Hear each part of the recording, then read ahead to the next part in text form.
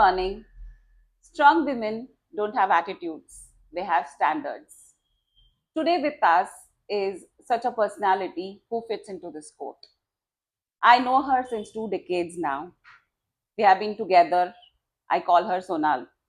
She is Sonali Thota, a humble person with us, and we are grateful that for our first podcast, we have Sonali Thota with us.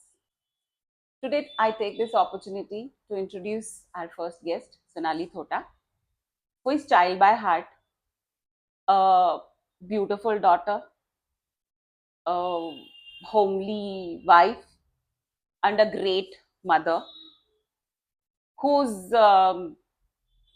dream was never to become a CEO. She wanted to become a housewife. But now she heads two esteemed positions in her company. She's AVP at ABTL and CEO at Norel. Welcome, Sonali. Thank you very much. I am honored to be your guest at Sakhi Podcast. Thank you so very much for inviting me. चल आता आपले गप्पा. Let's start with your birth, your childhood. अं, मला माहिती आहे childhoodच्या- म्हणजे म्हणजे लोकांसाठी. मी माझा जन्म पुण्यातलाच, टिपिकल पुणेकर बाय बर्थ. आई पप्पा दोघंही लोअर मिडल क्लास फॅमिलीमधनं आलेले, पण एकदम कष्टाळू. पप्पांचा मेकॅनिकल वर्कशॉप होता, तर आई होममेकर. आमच्याशिवाय तिचं काही जगच जगच. नव्हतं, कधीच नव्हतं. मराठी मीडियममध्ये माझं शिक्षण झालं 10वी पर्यंतचं. मॉडर्न PS गर्ल्स हायस्कूल शाळेचं नाव. गावठाणात माझे पहिले काही वर्ष गेले, त्यामुळे टिपिकल पुणेरी जो एक्सपिरियन्स आहे आणि छाप तो अजूनही आहे. सो येस, पुणेकर म्हणू शकाल तुम्ही मला. आणि तुमचं it was a joint family. तू शिवाजीनगरला कुठेतरी राहायची, बरोबर?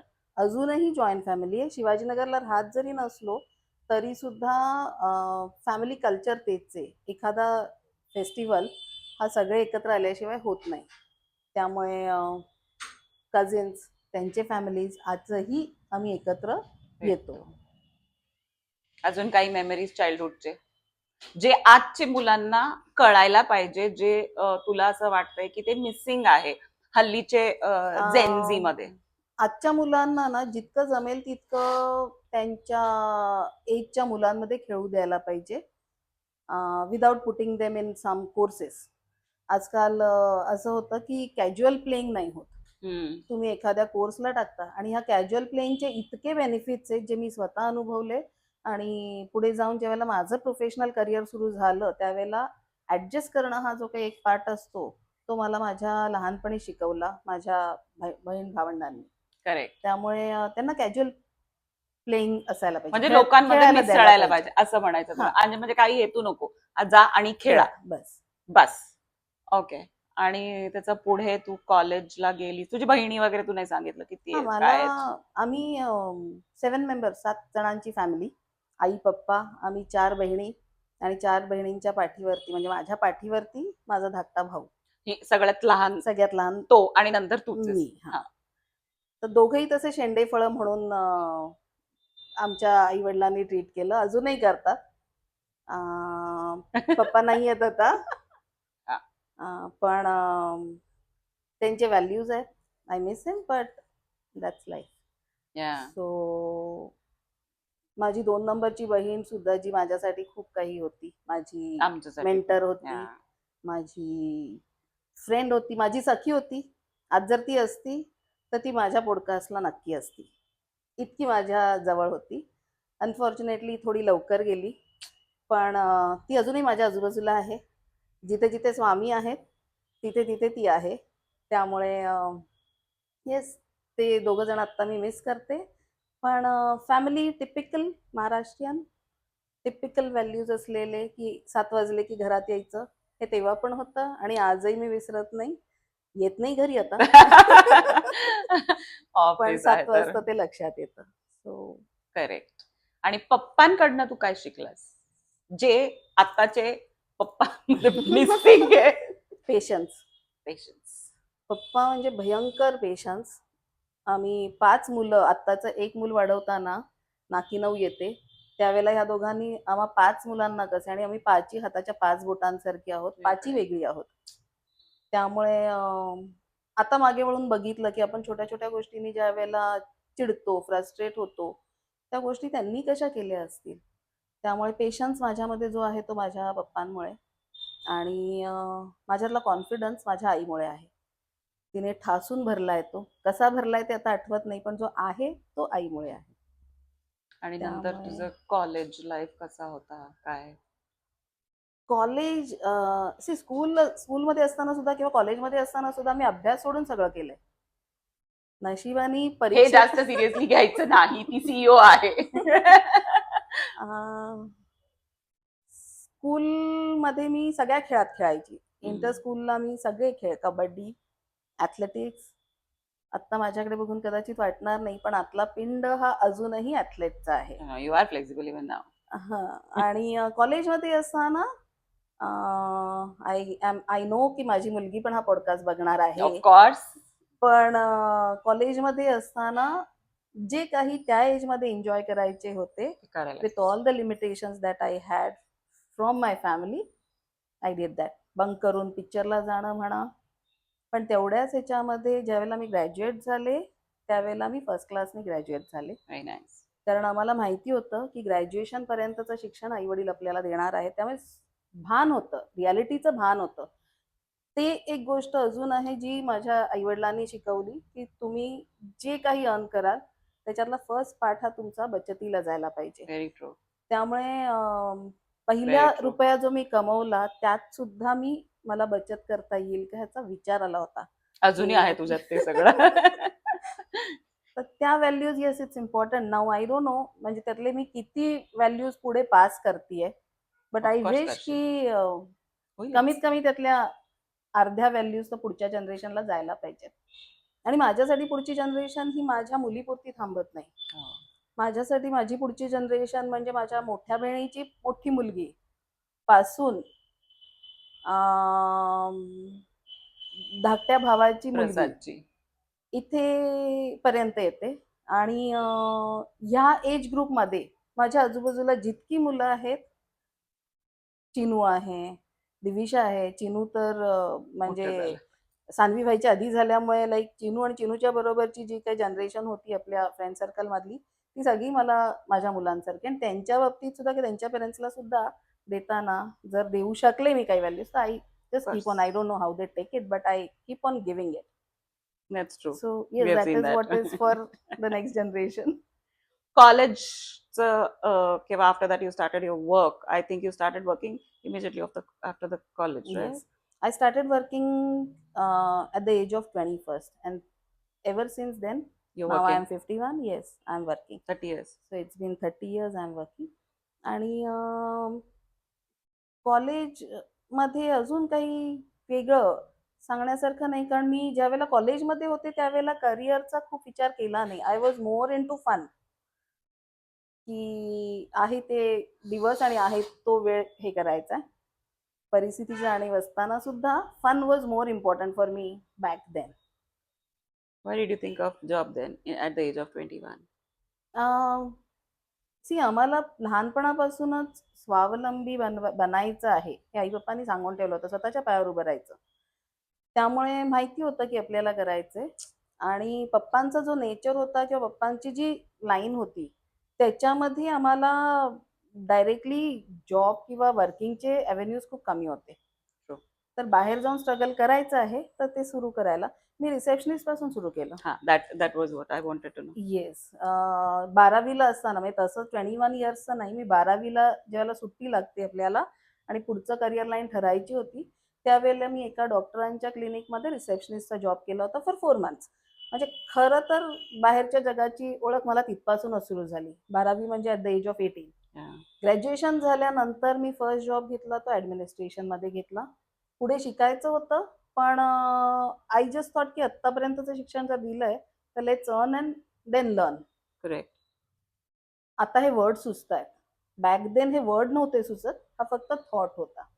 की आपल्याला लागायचं. त्यामुळे मी जॉबला लागले. जॉबवरती असताना मी ॲडव्हान्स कम्प्युटरचे कोर्सेस केले.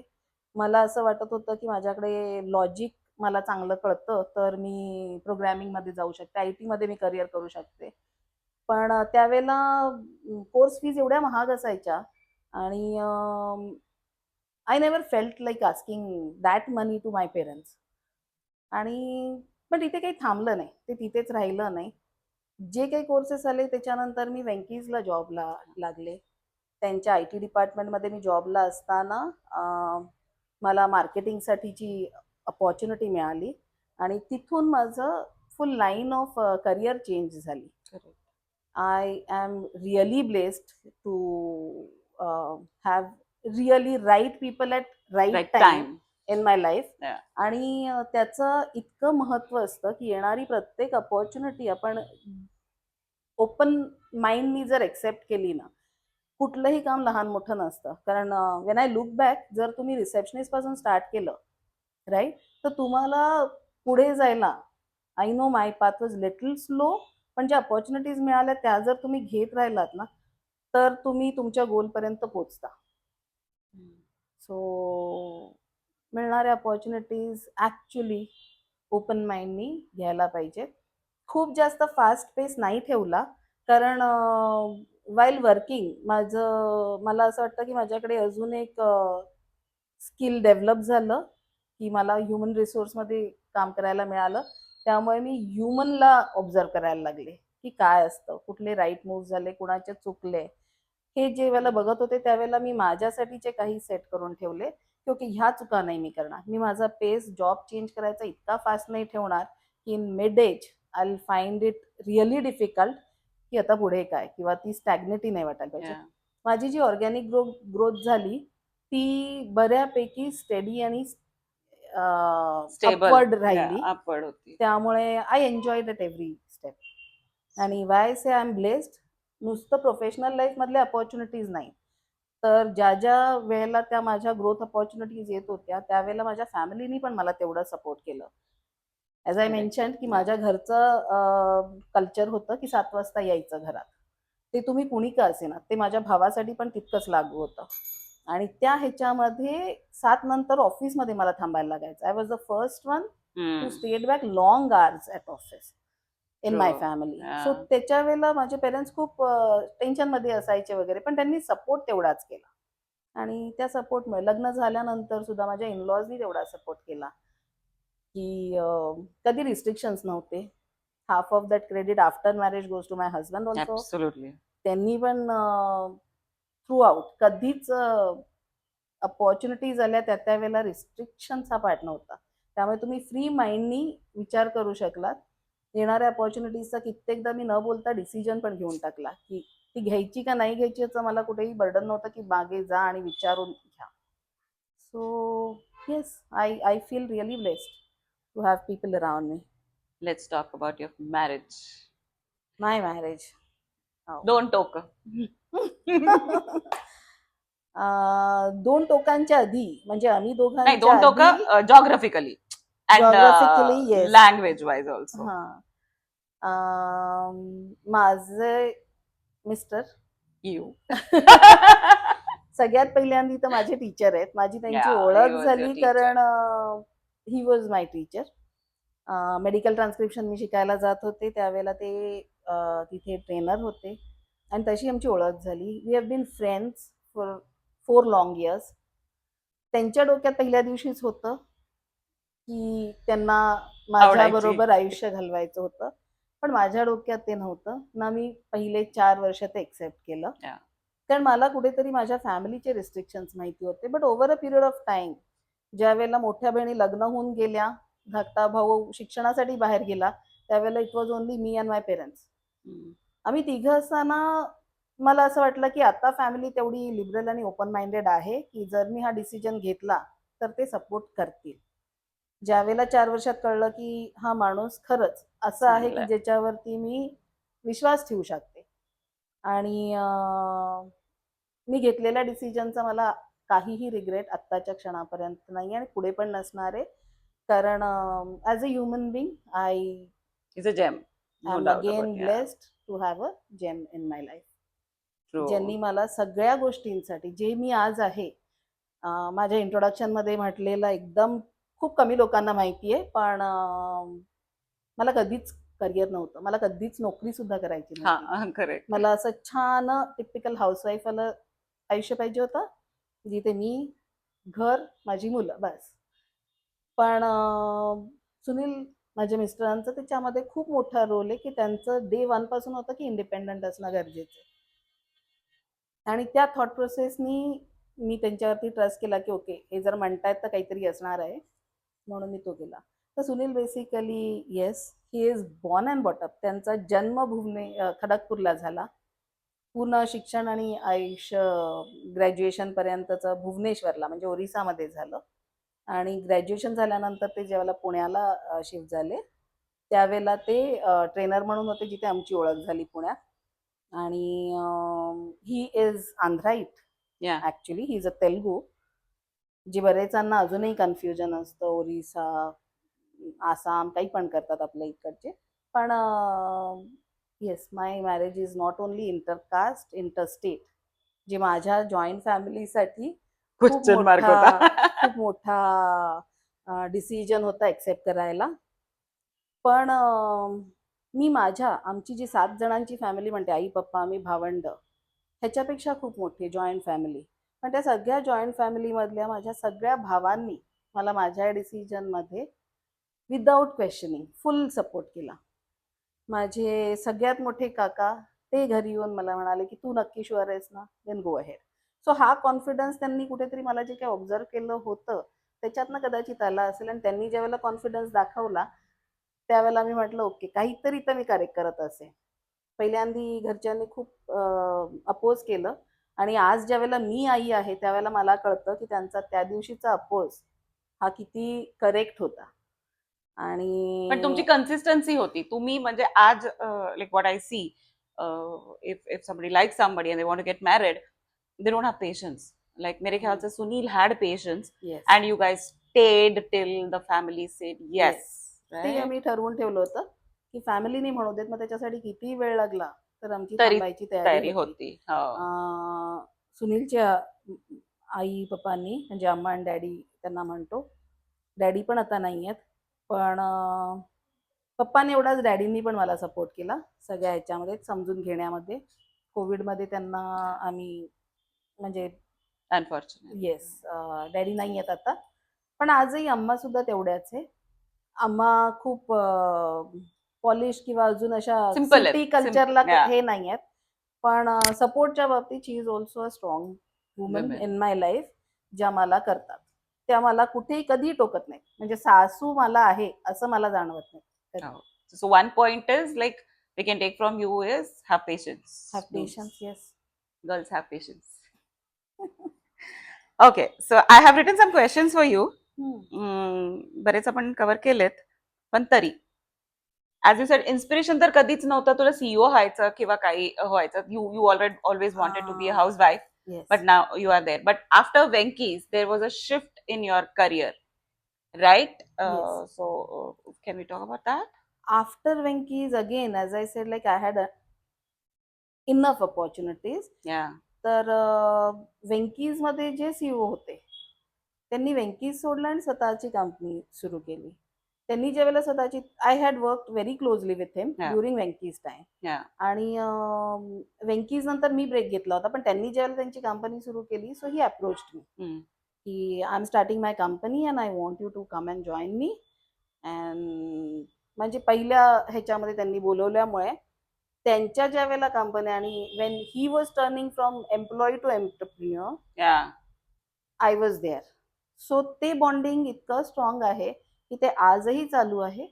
आणि yes, he is also my mentor in my career growth. So take his name. You want to tell about him? Yes, yeah, he is my mentor. He is not only just a mentor, he treats me like his younger sister. Yeah. And he trusts you so much. Like he puts everything on you. And there was one, this is a very out of हे, पण इथे सांगणं याच्यासाठी गरजेचं आहे की 10 वर्ष ज्या वेळेला आम्ही कम्प्लीट केले, 2007 we started this company. I still say we started, it was his company, Yeah, that's okay. But you were with we him. Were there from day one. तर असं वाटतं की आम्हीच केली ती कंपनी. आजही त्यांना एकटे डिसिजन घ्यायला नाही देत, आम्ही असतो त्या डिसिजन मध्ये. देर वर 3-4 ऑफ अस. सो एक 10 वर्ष कम्प्लीट केल्यानंतर ना एक गेम घेत होतो, 10 वर्षाचं सेलिब्रेशन चाललं होतं, आणि there was this event arrange. Yeah, yeah. आणि त्या इव्हेंटमध्ये प्रत्येकाला म्हणजे mister Singla, mister OP Singla, who is my boss, त्यांना सांगितलं होतं की आम्ही माणूस सांगणार, माणसाचं नाव घेणार, and you have to just speak one word One about word for that person. Yes. Okay. What did you say? And it was a prompt, म्हणजे एकदम Impromptu. इम्प्रॉम्प्टू हा, हा. सेशन चालू होतं. आणि Wien my name was taken, he just sed trust, Oh, yeah. And that is That is seen also. it's a very big Word and word label to have. True. Especially when you are working with the people whom you don't know from, like, from your childhood, किंवा असं नाही की हे, पण या करिअरच्या ह्याच्यामध्ये कुणाला तरी आपल्यामध्ये ट्रस्ट वाटणं हा खूप मोठी गोष्ट आहे. So I am still trying to keep up of his. course you will keep. Yes. So that growth, like when you started company with him, whatever you call it, Yes. to becoming a CEO, how was it? And See, how did you grow that ladder? Organic growth होती ही, कुठेही planned नव्हतं. फक्त मनात हे होतं की आपला जो काही एक्सपिरियन्स आहे, इतके वर्ष आपण एम्प्लॉई म्हणून काम केलं, तर हे जे अपॉर्च्युनिटीज, हे जे प्लॅटफॉर्म्स आहेत, हे आपण सगळ्यांनी ॲज अ एम्प्लॉयर प्रत्येकाला त्यांनी असं दिलं होतं की you are owner. Wow. So treat every decision that you will be taking, yeah. और every task you will do, की तुमची स्वतःची कंपनी असती तर तुम्ही काय केलं असतं. Correct. आणि बऱ्याच फ्रंटवरती, म्हणजे मी जसं म्हटलं तसं की मी माझं सगळं शिक्षण मराठी मीडियममध्ये झालेलं, त्यामुळे, आणि मिस्टर ओपी सिंग त्यांना मराठी येतं, कारण महाराष्ट्रात जेव्हा त्यांनी बरंचसं त्यांचं हे झालं, बँगलोर बेस्ड राहिले, कंपन्यांमध्ये काम केलं, मल्टीनॅशनल्समध्ये काम केलं.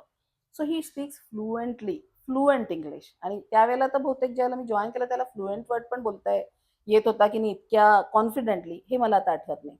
So I was typical Maharashtrian Marathi, की मराठी सगळ्यात पहिल्यांदी, सेकंड लँग्वेज जर कुणाशी कम्युनिकेट करायचं असेल तर हिंदी, आणि इंग्लिश म्हणजे आता ओके काही पर्याय Foreign language. फॉरेन वाला लँग्वेज. सो त्यांनी बघितलं आणि त्यांनी मला पहिल्या, म्हणजे वेन वी स्टार्टेड वर्किंग, पहिल्या महिन्या 2 महिन्यातच सांगितलं, तुला जे इंग्लिश येत आहे ते सगळ्या स्टाफशी, बाकीच्या, कारण वेंकीजमध्ये ना खूप सारं पॉलिश कल्चर नव्हतं, इतकी मोठी कंपनी असून.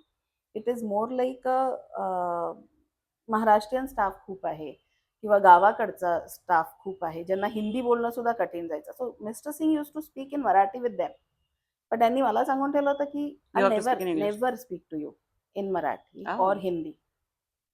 You have जेव्हा to speak in येशील English. त्यावेळेला तू माझ्याशी इंग्लिशमध्येच बोलायचं. Okay. सो तो एक स्टेप असा झाला की मला पहिल्यांदा वाटलं मजा करतायत, but he stick to his. He meant it yes, he actually. Meant it actually. Ah. आणि मग त्याच्यामुळे माझी कुठेतरी भीड चेपत गेली, आणि मग तो एक हे आला की ओके, आता सांगायला गेलं की लोक म्हणतात नाही, you speak pretty good English. Oh, you speak very good English. No doubt about it. So त्याची सुरुवात कुठेतरी OP सिंगनी केली होती. ओपी सिंगनी केली Okay. होती, Okay. आणि that is helping me out. Of course. आणि अबाउट प्रोग्रेस प्लॅन म्हणाल, You did your post graduation also, right? Again those opportunities were given by him while I was working with Venky's. Me international business मधलं post graduation केलं. From IIM? Symbiosis. Okay. This was international business वरचं. आणि त्याच्यामुळे मला ना multinational कंपनीजचे जे काही tie up झाले बॅक देन ॲट वेंकीज टाईमला पण आम्ही जवळजवळ 4-5, म्हणजे लोकांना लाईफ टाईममध्ये 1-2 मिळतात, मला वेंकीज टाईममध्येच 3 मिळाल्या होत्या. And when he started his on company, I got again opportunity to work with him on 2 more joint ventures. So ह्या ज्या इंटरनॅशनल अपॉर्च्युनिटीज मिळतात ना, त्या तुमच्या पर्सनॅलिटीला खूप वेगळा हे देतात. म्हणजे तुम्हाला ग्लोबल सिनारिओ ज्या वेळेला कळायला लागतो ना, त्यावेळेला you become little more open minded. Yeah. तुम्हाला कल्चर्स एक्सेप्ट करायला लागतात, तुम्हाला लोक एक्सेप्ट करायला लागतात, तुम्हाला बिहेवियर्स एक्सेप्ट करायला लागतात, because every country has its own way of behaviour.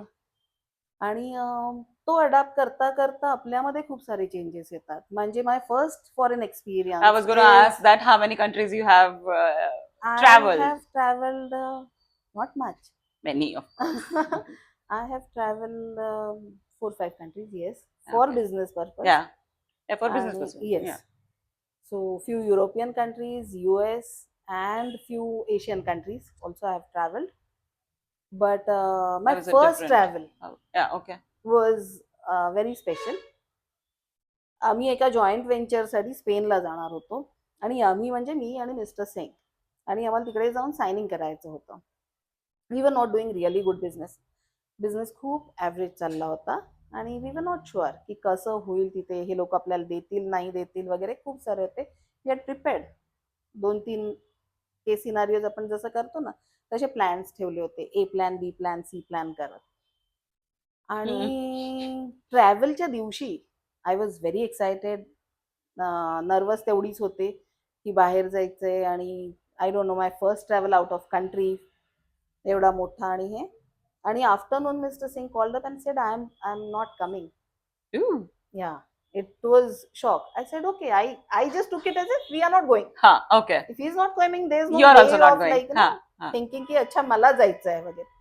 आणि म्हटलं ओके, मी कॅन्सल करते तिकीट. ते म्हणे नाही, मी माझं केलंय कॅन्सल, तुला जायचंय, तू जाणार आहेस पुढे. म्हटलं नो, सगळं प्रिपरेशन तुमच्या ह्यानी झालंय, प्रिपरेशन तू केलंयस, सो ते माझ्यासाठी जरी असलं तरी गो अँड प्रेझेंट इट. आणि म्हणजे मला अजूनही आय एम गेटिंग गुजबम्प, कारण तो फोन कॉल येताना जे गुजबम्प होते ना ते आजही ते आठवून येतात. बापरे. त्याच्यामध्ये so one is mister Singh and on other hand I have my husband who always motivate me for such preparation. आजच्यासाठी सुद्धा you know that. So Sunil पण तेच म्हणाले, you are getting opportunity, it's all like you know, हे आहे तुझ्या प्रारब्धात, right, तर तुला जाऊन अटेम्प्ट करायला लागेल. तू फेल होशील फार फार तर ना, the worst come worst is तू फेल होशील, नाही करू शकणार, पण तू नाही गेलीस तर तू आत्ताच त्याला फेल करतेस. So go and attempt it.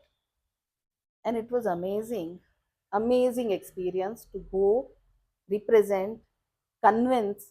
ते सगळं एका ट्रिपमध्ये झालं आणि तो माझ्या लाईफचा टर्निंग पॉइंट होता.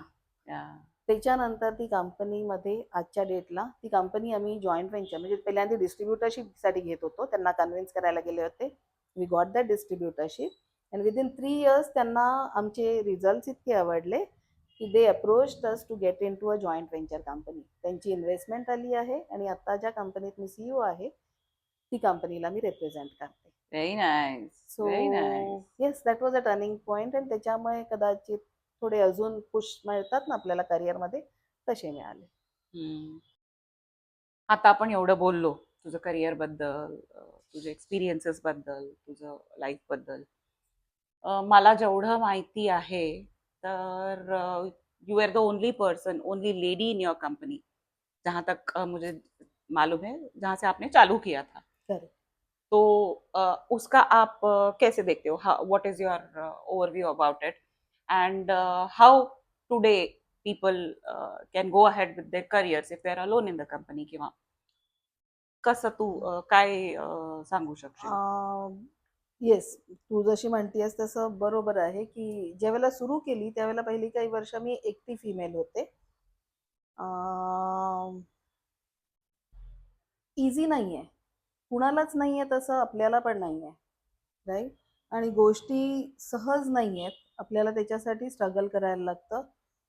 ते स्ट्रगल तेवढं हे मी पण केलं, अजूनही होतं. सो फिमेल्स बाहेर पडतात ना त्यावेळेला एक हे त्यांच्या डोक्यात असायला पाहिजे की तुम्ही सॉफ्टवेअर जेंडर म्हणून बाहेर पडू नका. आपल्याला कोणतरी मदत करायला असेल, प्रोटेक्ट करायला असेल, ह्या थॉटनी नका जाऊ. आपल्याला सेल्फ सफिशियंट व्हायचंय, स्वावलंबी व्हायचंय आणि स्वतःसाठी स्वतःचं काहीतरी कॉन्फिडन्स म्हणा किंवा एक म्हणजे स्वतःचं काहीतरी ध्येय ठेवा छोटं मोठं काही असू शकतं, पण ते बाहेर पडतानाच आपल्या मनात माहिती असायला पाहिजे की आपल्याला पेशन्स हा असतोच फिमेल्समध्ये जन्मजात. तो तुम्हाला तिथे सुद्धा वापरला जाणार आहे. लोक तुमच्यासाठी काहीही इझी वेनी घेऊन नाही येणार, रेड कार्पेट नसणार, अजिबात नसणार आहे. हे फक्त स्वप्नात असतं की कोणतरी आपल्यासाठी कुठेतरी रेड कार्पेट घालून ठेवलेलं असतं. ती रेड कार्पेट पण आपल्यालाच आपल्यासाठी बिछवायची असते आणि मग तुम्ही त्याच्यावरती कॉन्फिडेंटली वॉक करा. करेक्ट. तो एक खूप चांगली गोष्ट आहे ती आपली नेक्स्ट जनरेशन जी आहे ना ती खूप कॉन्फिडंट आहे. आपल्या खूप स्टेप पुढे आहेत त्या. तर त्या यंग ज्या कोणी मुली आहेत आत्ता आहेत, ज्या काही बऱ्याच फील्डमध्ये प्रयत्न करतायत, ॲम्बिशन घेऊन, स्वप्न घेऊन त्या फील्डमध्ये उतरणार आहेत, त्यांच्यासाठी मला 2 गोष्टी सांगायला आवडतील की तुमचा कॉन्फिडन्स लूज होऊ देऊ नका. तुमच्यासाठी खूप अपॉर्च्युनिटीज आहेत आणि त्या अपॉर्च्युनिटीज येतील त्यावेळेला कॉन्फिडेंटली त्याच्यावरती तुम्ही प्रयत्न करा. आता अपॉर्च्युनिटीज फिमेलसाठी काही कमी नाही आहेत. ज्या फेजमध्ये आपण होतो, मागची जनरेशन होती, त्यांना थोडंसं स्ट्रगल होतं, कारण बरेच सारे हे मेल डॉमिनंट हे होते की ते तुम्हाला एंटर करायला. पण नेक्स्ट जनरेशनसाठी ना तो प्लॅटफॉर्म ऑलरेडी बनलाय. त्या प्लॅटफॉर्मवरती खूप स्ट्रॉंगली, खूप छान थॉटनी स्टेप करा आणि तुम्ही अचीव्ह कराल. सो पेशन्स घालवू नका, कारण आजकाल डिप्रेशन खूप लवकर येतं. तुमच्या मनासारखं नाही झालं की तुम्हाला लगेच अपयशाचं हे वाटायला लागतं. आणि बऱ्याच साऱ्या म्हणी आपण म्हणतो, खूप सारे इन्सिडेंट्स आजूबाजूला होतात. तर तुमच्या मुलांना तुम्ही आधीच प्रिपेअर करा आणि मुलींनी सुद्धा कुठेही काहीही लिमिट राहिलेलं नाहीये. तुम्ही थिंक करा त्या क्षेत्रात, फील्डमध्ये तुम्ही अचीव्ह करू शकता. ना अंतराळात जाण्यासाठी प्रतिबंध राहिलाय, ना स्पेसमध्ये जाण्यासाठी. कुठलंच फील्ड नाही. मेडिकल आहे, सर्व्हिस इंडस्ट्री आहे, ऍक्ट्रेसेस म्हणजे जो पूर्वीपासून मेल डॉमिनंट होता तिथे आता फिमेल ऍक्ट्रेसेस इतक्या छान परफॉर्म करतायत की त्या तेवढंच पॅशन देत आहेत, राईट. सो आपल्याला कॉम्पिट नाही करायचे, पण आपल्याला आपले जे काही कॅपेबिलिटीज आहेत ना ते खूप स्ट्रॉंगली. सो तुमच्यासाठी स्काय लिमिट आहे आणि त्याच्यात कॉन्फिडेंटली पाय ठेवा. छोट्या मोठ्या अपयशाने बिलकुल खचून जाण्यासारखी गोष्ट नाहीये. तर खूप कॉन्फिडेंटली त्याच्यामध्ये तुम्ही सेफ आहे का? तुला काय वाटतं? आता आपण जे सगळीकडे बघतो सेफ्टी जे आहेत, what can girls or people do for that? माझ्या हिशोबाने सेफ्टी हा पर्स्पेक्टिव्ह प्रत्येकाने ना वेगळ्या ह्याने घ्यायला पाहिजे. म्हणजे दुसरे जितके रिस्पॉन्सिबल आहेत ना तितके आपण पण रिस्पॉन्सिबल आहोत. आता माझ्या घरात मला मुलगी आहे सान्वी, पण ती ज्या वेळेला झाली आणि माझ्या आजूबाजूला ह्या सगळ्या न्यूज येत होत्या, तर मी पहिल्यांदाच ठरवलं की हिला ना स्वतःच्या सेफ्टीचे सुद्धा द्यायचे. मी तिला कराटेला एनरोल केलं. कराटेमध्ये तू स्वतःला कसं वाचवायचं हे शिक आणि ते तू मोटिवेट करत राहा दुसऱ्यांना सुद्धा. तर सेफ्टी हा तुमच्यावरती खूप आहे. आणि सगळीकडेच नाही, फक्त आपले कान नाक डोळे उघडे ठेवले ना तर फिमेलचा जो सिक्स सेन्स आहे ना तो खूप छान वर्क करतो आणि तो आपण वापरायचा. आपल्याला कुठे ना कुठे या हिंट मिळतात आणि त्या हिंटनी आपण आधीच थोडंसं कॉशियस राहायचं आणि नो म्हणायला शिकायचं. नो म्हणायला शिकणं तर खूप पहिल्यांदा सांगायला पाहिजे, कारण नो म्हणणं आपल्याला वाटतं तितकं सोपं नाहीये, राईट. आणि हे झालं मुलींचं किंवा यंग जनरेशनचं. माझ्या जनरेशनसाठी मी हे म्हणेन की तुम्ही आतापर्यंत जर एक्सप्लोअर केलं नसेल बाहेरचं वर्ल्ड, तुम्ही तुमच्या कोशात असाल आत्ता, राईट. जे मला व्हायचं होतं पण मी नाही झाल्यामुळे मी हे जग बघू शकते आणि स्ट्रॉंगली बोलू पण शकते त्यामुळे. स्ट्रॉंगली बोलू शकते. तर तुम्ही हा ना काहीही तुमची हॉबी म्हणून करा, कमाईसाठी करा, स्वावलंबी होण्यासाठी करा, पण घरात ना बाहेर पडा, एक्सप्लोअर करा स्वतःला की मला काय आवडतं, मी काय करू शकते. आणि त्यांनी जो तुम्हाला कॉन्फिडन्स येईल ना, योलो सगळ्यांनी ऐकलं असेल, राईट. ते आपल्यासाठी पण तितकंच YOLO is you only live once. Yes. So तो जर एक आपल्याला सुद्धा मिळालाय. आपल्या नाहीतरी शास्त्रात म्हणतात की कितीतरी सहस्त्र अक्षर वर्षानंतर तुम्ही मनुष्य जन्मात येता, ओके, राईट. तर तो मनुष्य जन्मात आलाय ना त्याचा काहीतरी पर्पज करा. वाया घालवू नका. कमीत कमी स्वतःसाठी काहीतरी करा, काही करा, हॉबी करा, कमवा, बाहेर पडा, काही नाही, मैत्रिणी बनवा. सखी बनवायला पण लिमिट लागत नाही. आणि सखी ही एजला बांधील नसते, वयाला नाही, रूपाला नाही, क्वालिफिकेशनला नाही. सखी कुठेही. आपल्या दोघींना कधी वाटत होतं का की आपण, तू कुठे जन्माला आलीस, मी कुठे जन्माला आले, आपण भेटलोय, तर जितक्या लोकांना भेटाल ना तितक्या तुमच्या होऊ शकतात. सो आपल्या जनरेशनसाठी मी म्हणेन की आतापर्यंत केलं नसेल तर हा एक प्रयत्न नक्की करून बघा की तुम्ही स्वतःला एक्सप्लोअर करा. ह्याच्या पुढचं आयुष्य ज्याला म्हणतात लोक उतार वयाकडे जाणाऱ्या, म्हणजे माझ्या आई आणि मावश्या वगैरे ज्या आहेत, आत्या, मावश्या, काक्या, त्यांच्यासाठी म्हणेन की त्यांना कदाचित नसतील मिळाले त्या वेळेला अपॉर्च्युनिटीज की बाहेर पडायचं, स्वतःला एक्सप्लोअर करायचं, स्वतःसाठी काहीतरी करायचं. कारण ते म्हणजे सगळ्यात जास्त वेळ त्यांचा घरातच जायचा, फॅमिलीकडेच जायचं. त्यांनी सुद्धा बाहेर पडायला पाहिजे, काहीतरी स्वतःसाठी करायला पाहिजे. भजनी मंडळ जॉईन करा, आर्ट.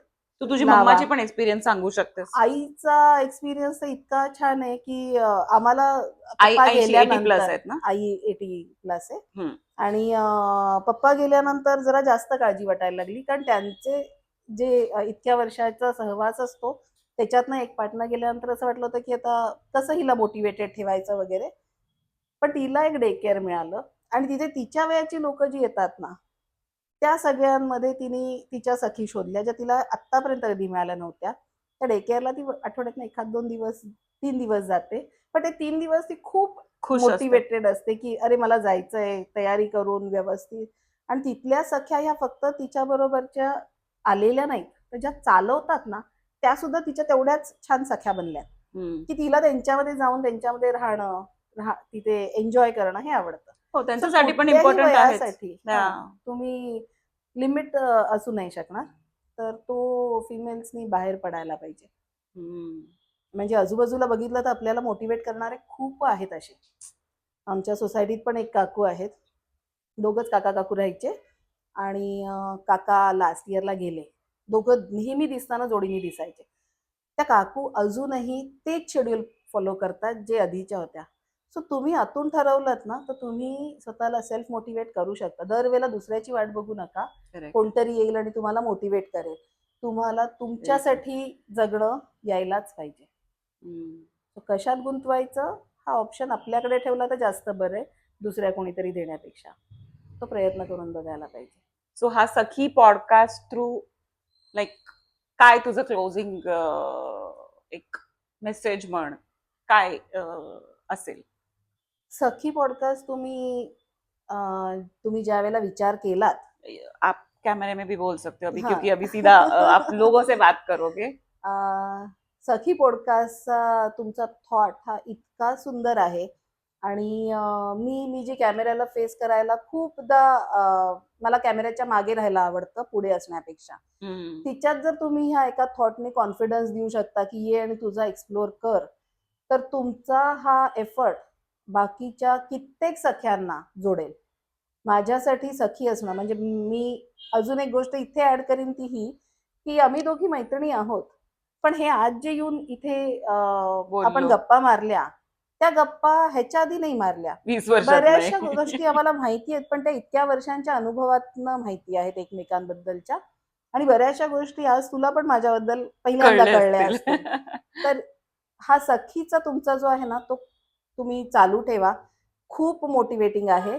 आणि त्याच्याने खूप साऱ्या सख्या ह्या सखी पॉडकास्टला जॉईन होऊ देत हे मी तुम्हाला विश करते. आणि ऑल द बेस्ट.